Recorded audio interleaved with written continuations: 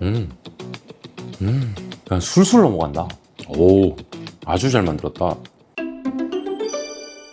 안녕하십니까, 토니 인사 부탁드립니다. 안녕하세요, 반갑습니다. 와인 마시는 톰 이준혁입니다. 오늘 주제는 뭐죠? 오늘은 부르고뉴의 거장 중 한 명이죠. 피에르뱅상에 대해서 소개를 해드릴까 합니다. 피에르뱅상은 현 시점 부르고뉴에서 가장 핫한 와이너리입니다. 부르고뉴 최고의 와인메이커 중 한 명으로 손꼽히는데요. 자신의 이름을 걸고 2023년에 새롭게 설립한 와이너리입니다. 지금부터는 피에르뱅상이 어떤 길을 거쳐왔고 새로운 도멘에서 어떤 철학과 비전을 펼치고 있는지 알아보도록 하겠습니다. 피에르뱅상은 부르고뉴에서 오랜 기간 동안 명성을 쌓아온 인물입니다. 젊은 시절에 양조화국을 전공한 후 2004년에 이제 보른 지역의 메종자 펠랭에서 일을 했고요. 이후 2006년에는 당대 유명 양조자였던 파스칼 막상의 뒤를 이어서 도멘드라 부즈레의 수석 양조자로 발탁이 되었습니다. 부즈레는 이제 부아세 가문에서 1999년에 설립한 신생 와이너리였지만 피에르뱅상은 10년 동안 이곳에서 일을 하며 급격한 품질 향상을 이끌어냈고요. 와이너리의 명성을 다졌습니다. 그는 과격한 변화보다는 섬세함과 우아함을 강조하는 스타일로 와인을 만들며 평론가와 와인 애호가들 사이에서 호평을 받게 되었습니다. 이러한 그의 뛰어난 평가를 바탕으로 2017년에는 도멘 르플레브에서 총괄 매니저로 스카우트되었는데, 이는 앙클라우드 르플레브 사후 도멘 르플레브의 명성을 이어가기 위한 굉장히 중요한 자리였습니다. 피에르뱅상은 제작 기간 동안 산화 문제, 그다음에 코르크 문제로 흔들렸던 르플레브의 품질을 안정시키고 와이너리의 위상을 이전보다 더 끌어올리는데 굉장히 크게 역할을 하며 그의 능력을 입증받았습니다. 이렇게 업계 정점에 올라 있던 그가 자신의 이름을 걸고 와인을 만들고 싶다는 열망을 품게 된 것은 어쩌면 당연한 수순이 아니었을지 모르겠습니다.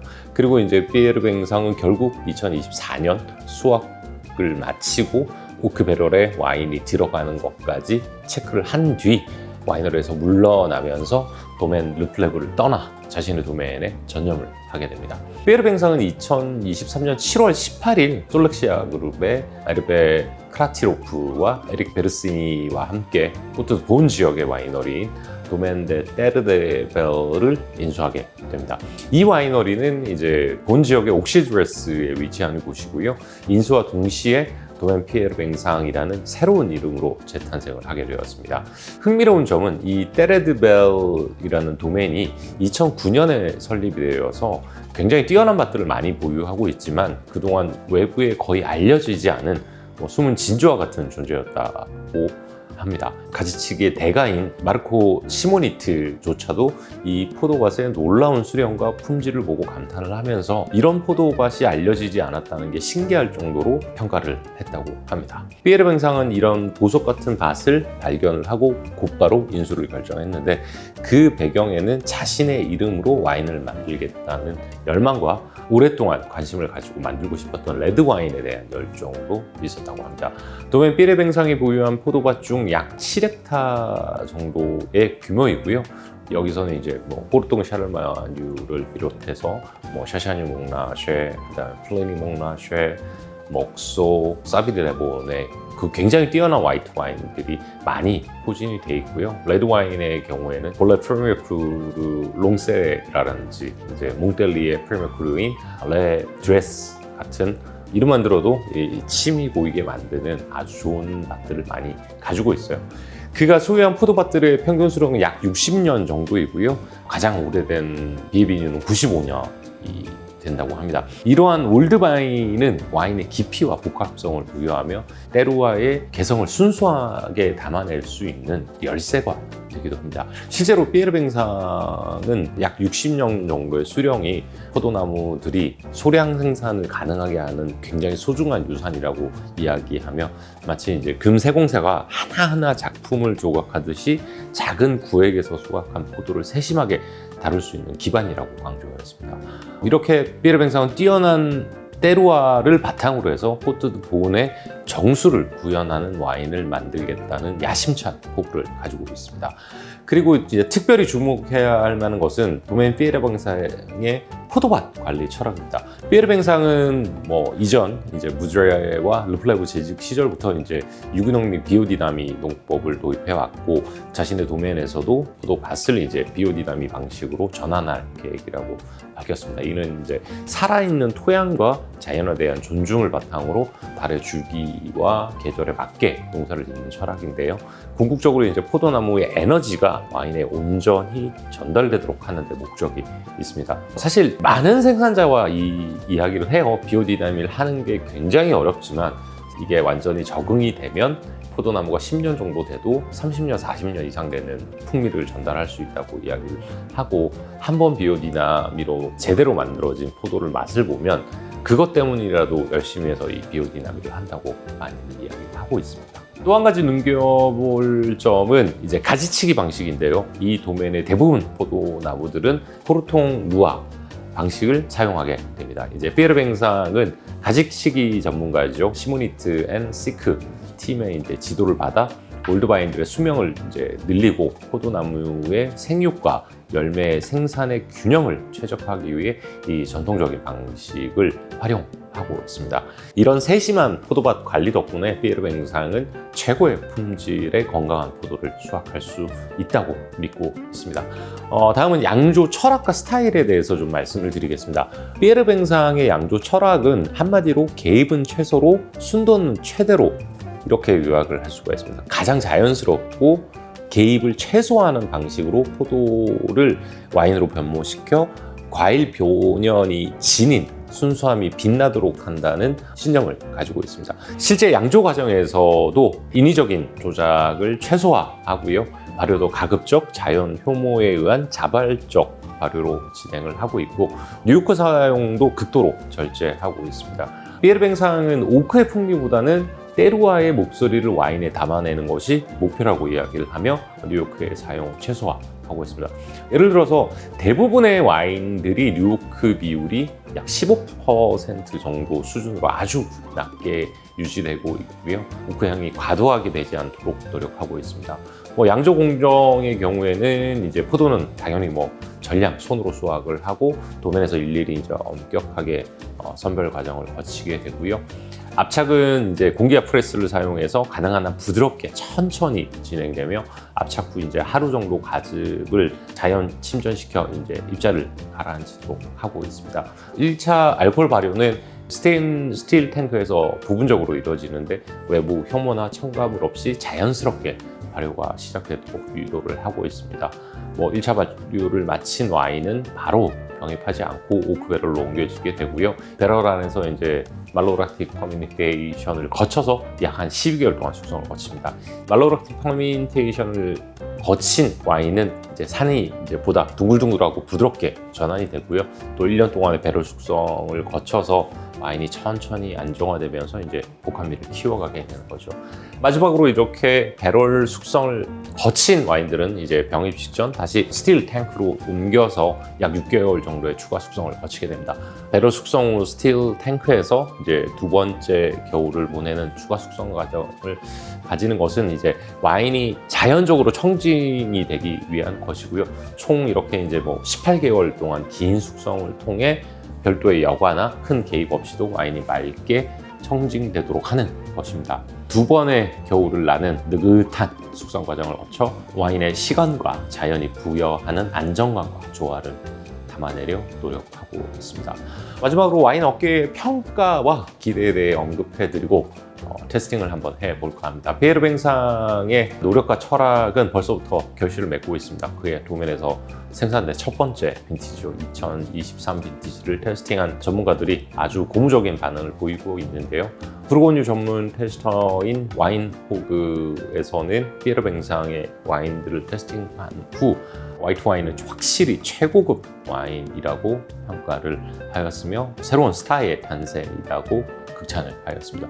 실제로 도메인 피에르뱅상의 화이트 와인들은 그가 소유한 좋은 때루아답게 굉장히 정제되고 우아한 스타일 속에서 선명한 산도와 순도를 갖추고 있으며 이제 비에비뉴에서 오는 깊이가 돋보인다는 평가를 받고 있습니다.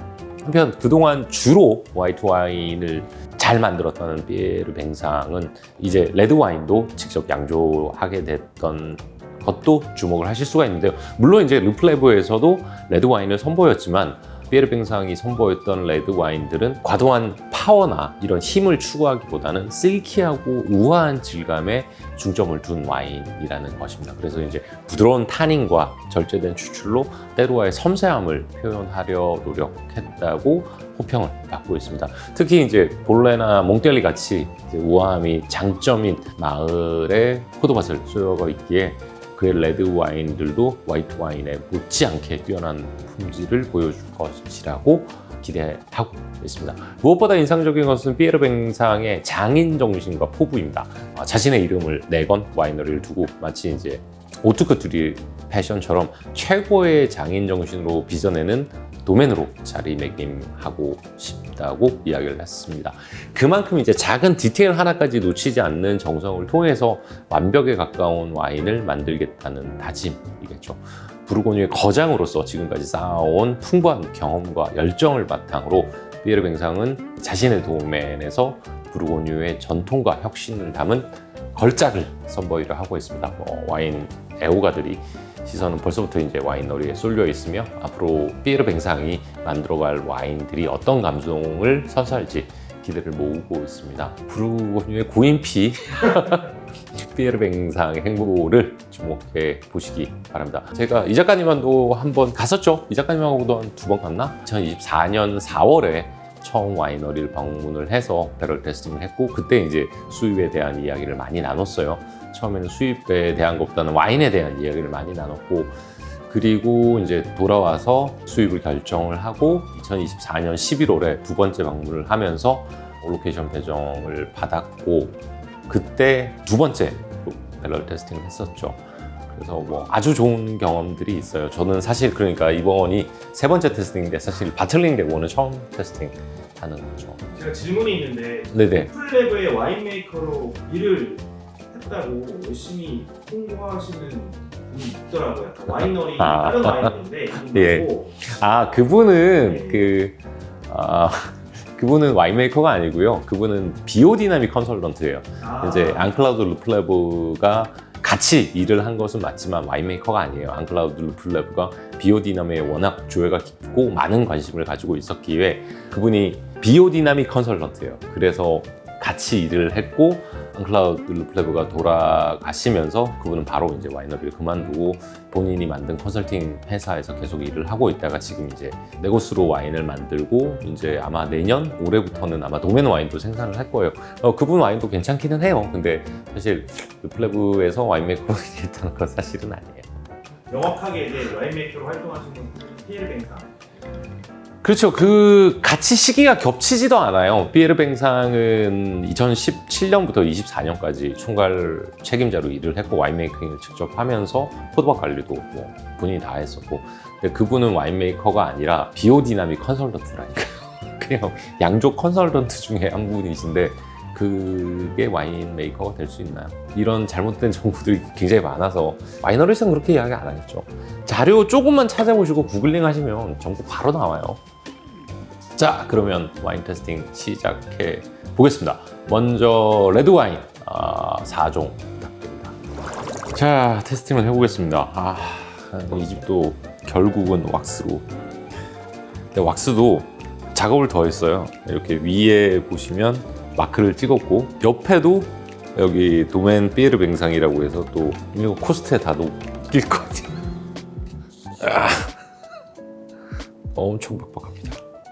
이 와인이 상당히 재미난 와인이에요. 유즈드 오크 같은 경우에 한 70% 정도를 사용하고 있고 뉴오크가 15%, 그 다음에 재미난 게 15%가 암포라 숙성을 거치고 있어요. 18개월 동안 숙성을 시킨 와인입니다. 이게 한 7,000병 정도 생산이 될 거예요. 제가 알기로는 피에르 뱅상에 뭐 큐베에 따라 다르겠지만 작게는 5%, 많게는 한 10% 정도 그렇게 배정 받을 거예요. 이 와인 같은 경우는 그리고 100% 디스템을 거치고 있습니다. 디스탄답게 과일 캐릭터, 레드 프루트, 약간의 검은 프루트도 있고요. 과일 캐릭터가 굉장히 잘 피어나고 허브나 민트 이런 느낌은 많이 없고 아직 어린 와인이라서 알코올도 좀 느껴지고요. 피오한 과일을 잘 표현한 것 같습니다. 탄닌이 굉장히 라운드하고 동글동글한 느낌이고 뒤에서 받쳐주는 산도 역시 굉장히 감미로운 느낌이에요. 전반적으로 탄닌도 감미롭고 산도 굉장히 감미롭고 피니시도 잔잔하게 뒤로 느낌도 좋고요. 전반적으로 밸런스가 아주 좋습니다. 암포라에서 15%, 뉴요크에서 15, 그다음에 유즈도크에서 한 70 쓰는데 저는 이제 와이너리에서는 각각 따로 테스팅을 했었어요. 뉴요크, 그다음에 암포라, 유즈도크 이렇게 해서 테스팅을 하고 마지막에 조금씩 블렌드해서 테스팅을 했었는데 그때보다는 와인이 훨씬 더 안정화가 돼 있고 테스팅하기 상당히 좋네요. 이것도 지금 국내에 들어온 지가 한 2달이 넘었어요. 2달 동안 안정화를 시켜서 이제 출시를 하고 있는 거라서 잘 만들었네요. 네. 두 번째는 옥시드레스입니다. 옥시드레스면 이 작가님 어디가 제일 유명한 생산자인가요? 그거 그렇죠. 할머니가 옥시드레스에 있고 피에르뱅상의 와이너리와 차로 1분 거리에 위치해 있습니다. 제가 뭐 두 번째 와인부터는 마음에 들어 할 수가 있는 게 두 번째 와인부터는 홀클러스터가 들어갑니다. 옥시드레스 레 클로소입니다. 이 와인 같은 경우는 50%의 홀클러스터를 사용하고 있고요. 유즈드 배럴이 80%이고 그 다음에 뉴요크가 20% 정도 될 거예요. 역시 12개월 정도 오크에서 숙성을 시킨 뒤 스틸 바트에서 6개월 정도 숙성을 거친 뒤 이제 병입을 하게 되죠. 훨씬 더 허브나 민트 느낌이 강하고요. 스파이시한 느낌이 확실히 많이 나네요. 전반적으로 레드 프루트이 포워드가 되고요. 더운 빈티지였지만 그래도 과하게 블랙 프루트이 느껴진다든지 지금 어린 와인에서 느껴지는 알코올 향이 많이 없어요. 약간의 초콜릿 느낌도 있고요. 블라인드라고 옥시라고 할 사람 없을 것 같은데요. 굉장히 상큼한 애시디티가 탕 쳐주면 프레시한 애시디티가 입안에서 가장 먼저 다가와주고 뒤에서 스무스한 타닌과 실크한 텍스처가 느껴지고요. 굉장히 좋은데요? 저는 그냥 술술 넘어간다. 오, 아주 잘 만들었다. 오, 올해 테스팅한 옥시 중에서는 최고입니다. 진짜 맛있다. 자, 다음 소개해 드릴 와인은 볼레입니다. 볼레 빌라주죠. 이즈 블랑쉬입니다. 이 와인 같은 경우에도 역시 50%의 홀 클러스터를 사용하고요. 뉴요크 비율과 유즈도크의 비율은 동일합니다. 80대 20 정도입니다. 옥시드레스에 비해서는 볼레가 확실히 더 무게감이 느껴지고요. 그 다음에 과일에 대한 선이 훨씬 더 선명하게 느껴집니다. 그 다음에 검은 과실이라든지 향도 훨씬 더 복합적인 느낌이고요. 옥시에 비해서. 레드도 잘 만든다니까. 사실 부즈라에서도 레드를 꽤 잘 만들었었고 향은 옥시드레스에 비해서 훨씬 더 강도가 있었는데 팔레트는 훨씬 더 부드럽네요. 뭐 좋게 말하면 섬세하고 훨씬 더 좀 가벼운 느낌이고요. 물론 시간은 필요하지만 지금 따서 바로 먹어도 될 만큼 2023답게 접근성이 아주 좋은 빈티지이지 않을까 싶습니다. 볼레가 기대가 되네요. 사실은 볼레 같은 경우에는 이 집의 레드 와인 플래그십 와인이죠. 르 롱스레입니다. 르 롱스레 같은 경우에도 사실은 꽤 매력적인 와인이 생산되는 포도밭이기도 합니다. 니콜라 후시로라든가 장마크 보여아이오, 그 다음에 제르너 볼랭규저 같은 집들이 포도밭을 소유를 하고 있고요. 이 와인도 만드는 방식은 동일합니다. 홀 클러스터가 50% 사용이 되고 유즈드 배럴이 80, 그 다음에 뉴요크는 20% 정도 됩니다. 확실히 향이 깊고 훨씬 더 직선적인 느낌이에요. 밝은 과일보다는 검은 과일이 훨씬 더 강하고요. 미네랄이 굉장히 좀 많이 느껴지고요. 민트라든가 허브 느낌도 좀 나고 배럴에 있을 때보다 더 좋아진 것 같아요. 굉장히 감미롭고 우아한, 그러니까 본래가 지닌 전형적인 우아함의 특징을 잘 표현한 와인이라고 말씀드리고 싶네요. 한 4년, 5년 썰렁하겠다 먹으면 굉장히 맛있겠다. 이상하게 초창기 후제 같은 느낌이 좀 나요. 야들야들하고 예전에 제가 테스팅했던 90년대 중반 이런 후제가 한참 때 만들었던 와인들이 기억날 정도로 과일을 굉장히 잘 표현하지 않았나 싶네요. 물론 이제 홀클러스터가 들어가서 다른 스타일이긴 한데 그런 과일을 굉장히 잘 표현한 와인이지 않을까 싶어요. 레드와인을 4가지를 다 테스팅을 해봤는데요. 전반적으로 접근성이 아주 좋고 다가가기 쉬운 스타일의 와인이었습니다. 굉장히 뭐 깊이가 있다던가 복합적이 있는 스타일보다는 다가가기 쉬운 스타일의 와인을 생산하지 않았나 싶습니다. 자, 이거는 빼주시고 그다음 화이트 와인 4가지를 먼저 준비해 주시기 바랍니다.